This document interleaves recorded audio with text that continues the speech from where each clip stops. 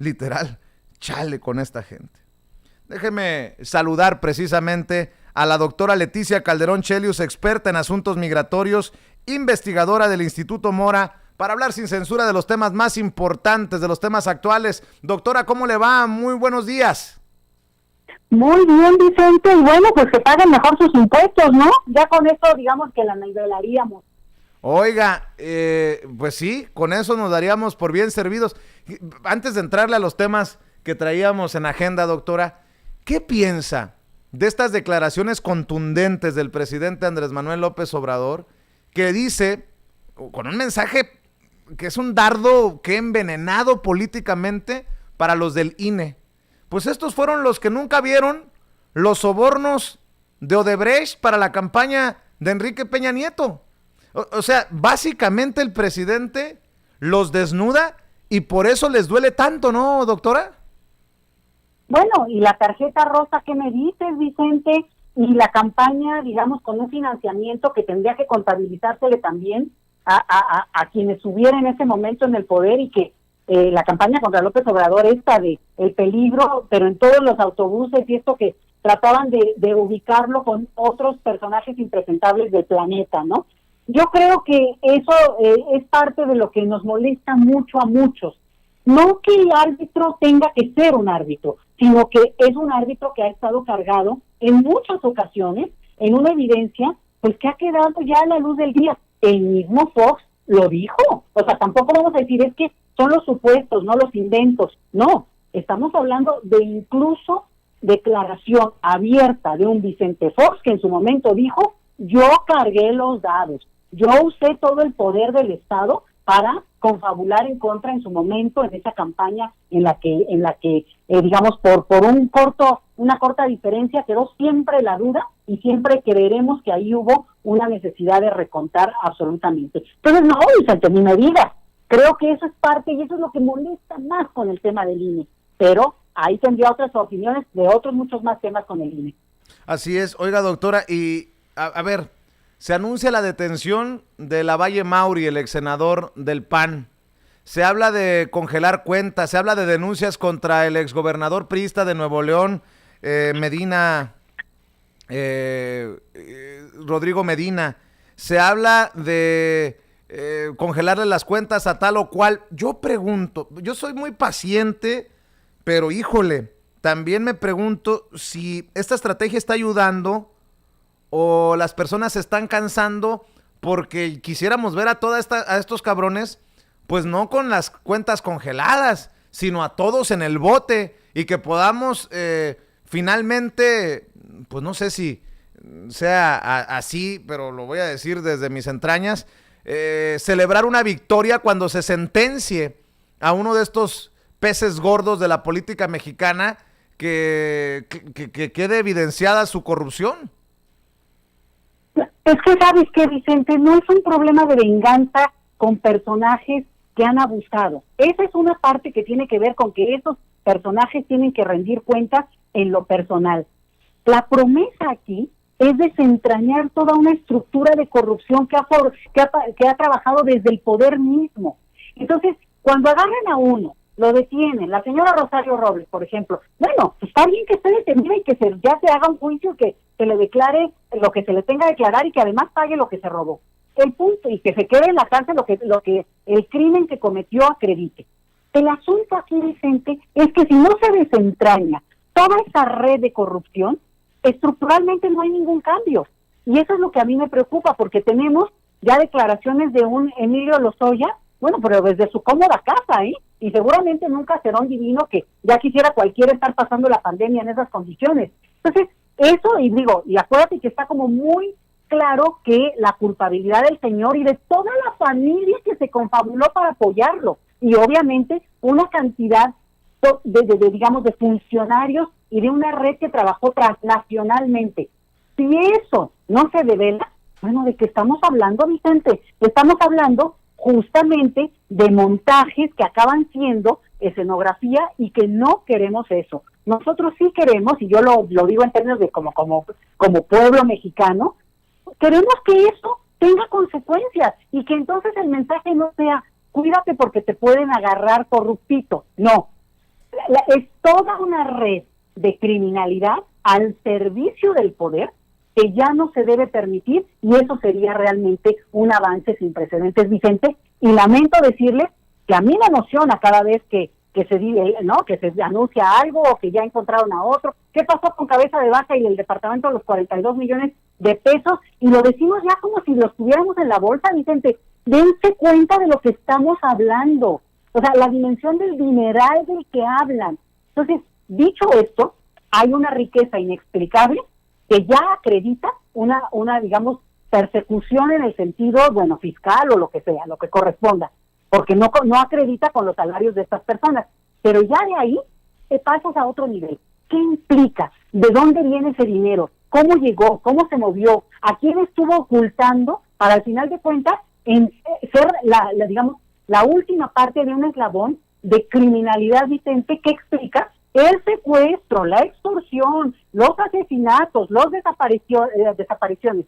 No se les olvide que todo acto de corrupción, Vicente, al final es parte de toda la maquinaria de delincuencia. O sea, somos las víctimas.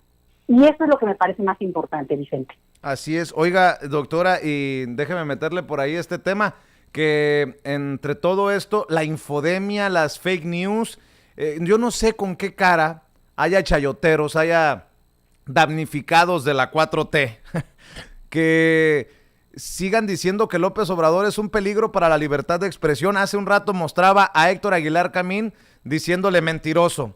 Ayer Chumel Torres, cada quien desde sus trincheras, obviamente, llamándole enano acomplejado. Y así sucesivamente. Déjenme compartir esto que publican chayoteros como Ricardo Alemán. Dice: AMLO ya huele la derrota. Ya llegó a Palacio el olor de la derrota. Y el primero en percibirlo es el rey de Palacio, como ya motejan muchos ciudadanos a López Obrador.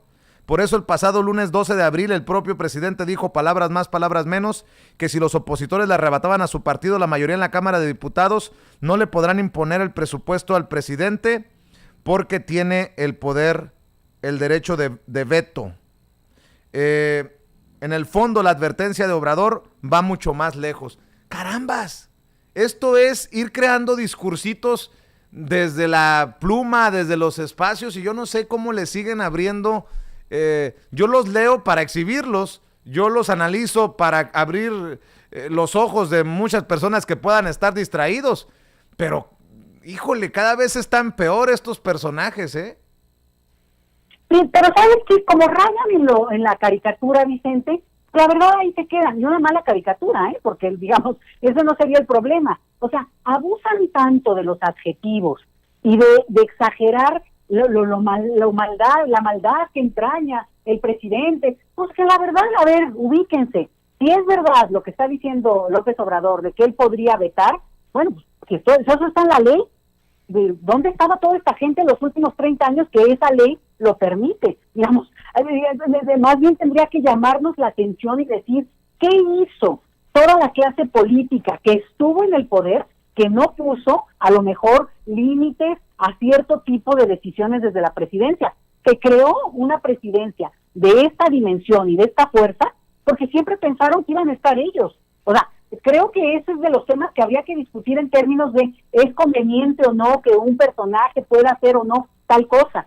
¿No? O sea, pero si no lo hicieron es porque justamente lo querían usar. Y ahora, pues obviamente se les revierte, pero lo pongo en un lado. Y el otro es que muchos de estos personajes que son opinadores, digamos, conocidos de muy larga data, porque también muchos de ellos tienen muchísimo tiempo en el espectro político, pues tienen espacios en donde me digas, en radio, en televisión, escriben de manera cotidiana, son referencia, salen en la televisión cada 3 minutos. Entonces, estamos hablando de gente que tiene ya una presencia que los vuelve, digamos, acreditables para mucha población, y eso es interesante, porque estamos, digamos, no tocando también la diversidad que se necesita, y ahí yo me voy a ir con la otra crítica fuerte, Vicente.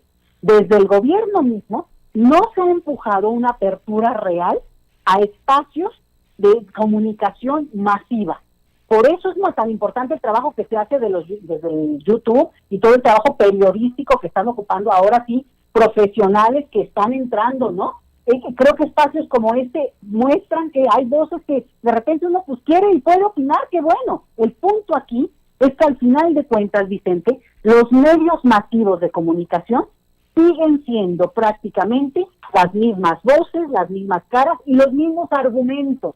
Entonces, aquí es donde como que sí necesitamos también un empuje importante de parte de quienes están a cargo y no nada más dejar, digamos, los espacios con cambios de directivos o nuevos programas infantiles, sino justamente una apertura del diálogo. Y diálogo, Vicente, también implica escucharnos entre voces distintas, ¿sí? Sí, obviamente con la capacidad de no generar eso una pugna, sino un debate. Entonces, yo creo que abre oportunidades, lejos de ser cuestiones que cierren. El hecho de que un personaje, ahora mencionabas a un periodista y luego al mencho ese de Chumel, pero creo que lo interesante sería justamente que hubiera contraargumentos a un mismo nivel de penetración, de presencia masiva, como la que de repente se abre en pequeños oasis, como puede ser sin censura, por ejemplo, ¿no? Pero aquí hay una exigencia que está quedando todavía pendiente de esta gran apertura democrática en términos de los medios, Vicente. Yo no quito el dedo del renglón hablando de los medios tradicionales porque, digo, el que no quiera ver la realidad, que no la vea. Ahí está el caso de Ecuador, cómo se fue construyendo un discurso con la ayuda de medios y que termina, creo yo, teniendo un impacto en las elecciones presidenciales en la segunda vuelta. Deme su opinión precisamente de las lecciones que podríamos aprender en México de este giro a la derecha. Si hay algo que desde su perspectiva es una lección que debemos de tomar urgentemente los mexicanos, porque hubo muchos factores ahí, como en el caso de Bolivia, como en el caso de Venezuela, que podemos entender a la distancia desde nuestro país, doctora.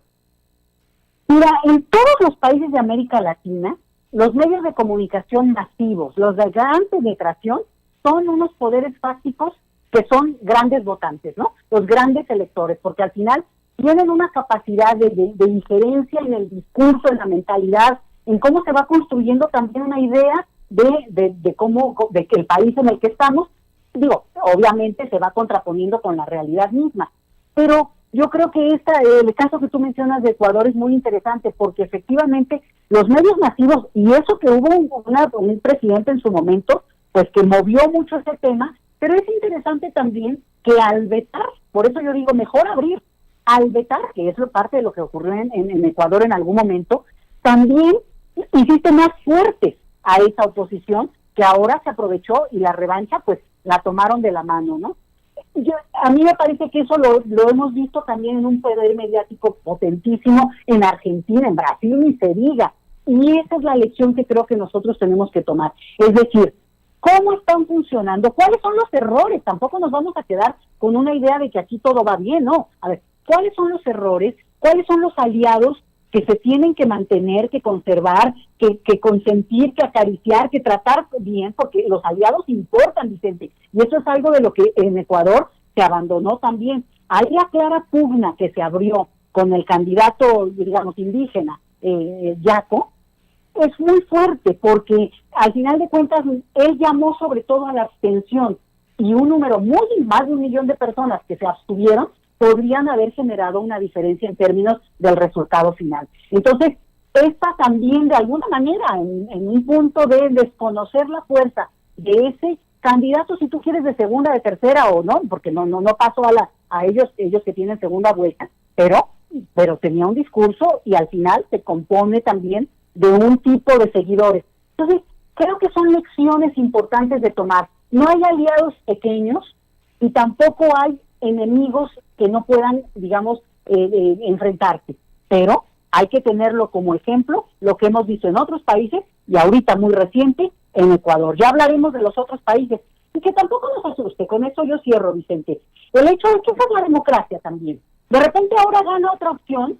De repente el problema es cuando el discurso se envalentona y quiere aplastar al que perdió. Eso me parece que denigra a nuestro sistema democrático. Pero lo que sí es cierto es que frente a la alternancia hay que estar siempre preparados, pero al mismo tiempo abiertamente, con un discurso que es capaz también de aglutinar y sobre todo, bueno, de enfrentar abiertamente al otro proyecto. Y aquí es donde, pues, como nosotros en México, el otro lado no tiene un proyecto, bueno, pues por eso son tan débiles. Pero si tuvieran un proyecto, habría que combatirlo también con un proyecto, con un discurso como se tiene en la actualidad, Vicente.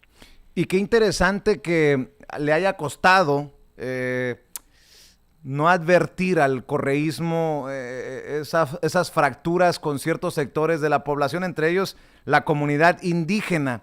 Y lo pongo en temas acá en México, como pues han puesto a pelear muchos al movimiento zapatista, a algunas comunidades indígenas, contra el propio gobierno del presidente Andrés Manuel López Obrador, y me llama mucho la atención esto. Espero que se tome en cuenta lo que ocurre en Latinoamérica para evitar, como dice usted, lo que ha ocurrido, por ejemplo, en Ecuador acá. Sí, así es, Vicente. Creo que esa es la lección y vamos a darle seguimiento puntual a este tipo de temas que pueden aportar mucho a nuestro propio sistema y a nuestro propio país. Pues doctora, como siempre es un placer saludarla, le agradezco mucho que nos acompañe, le mando un abrazo y quedamos al pendiente. Siempre al pendiente, abrazos por allá y bueno, muy buen día. Hoy ya fue la segunda vacuna de mi madre, así que, ¿cómo te diré? Felices por este lado. ¿Y Vicente? Oiga, por cierto, antes de que se vaya, a ver, usted que ha estado al pendiente de la vacunación de su mamá, porque luego hay muchos que dicen que es una desorganización, que bárbaro, que el gobierno, que tal o cual cosa. Cuénteme, ¿qué vio usted, doctora, por favor? Pues mira, hoy fue su segunda dosis, ya está vacunado, ahora se tiene que guardar, como nos han indicado, con mucha precaución, porque esto no es automático, sino que lleva un tiempo en que, bueno, el cuerpo procese cierta inmunidad. Pero fue una cosa muy interesante, nos tocó en la normal de maestros aquí en la Ciudad de México, fue a la altura de Tacuba, y fue, bueno, pues qué te puedo decir, en menos de 40 minutos ya había entrado y salido, hasta tiempo de ir a desayunar nos dio, Vicente, con eso te digo todo. Y muy contenta ella porque afortunadamente pues no tuvo ninguna reacción y el trato ha sido en la Ciudad de México excepcional. Mis respetos, felicidades, creo que han hecho un trabajo logístico porque además le llegó su mensaje, nos metimos a internet y también aparecía la información, así que creo que el trabajo técnico que está atrás de esto y que no se ve del todo, ahí hay un personaje, ojo, José Merino, Pepe Merino, ojo con ese personaje, porque ha hecho un trabajo en términos de esto, ¿no? De inteligencia técnica que ha apoyado muchísimo lo que está haciendo el gobierno de la Ciudad de México, Vicente. Pues qué bueno que usted nos puede dar el pulso directamente de esta situación. Le mando un abrazo, doctora, y felicidades. Otro abrazo de nuevo, Vicente. Hasta luego. Cuídese, la doctora Leticia Calderón Chelius, experta en asuntos migratorios, investigadora del Instituto Mora, hablando con nosotros sin censura. Usted la puede seguir en Twitter en @LetiChelius, @LetiChelius, Leti por su primer nombre, Chelius por su apellido. Bueno,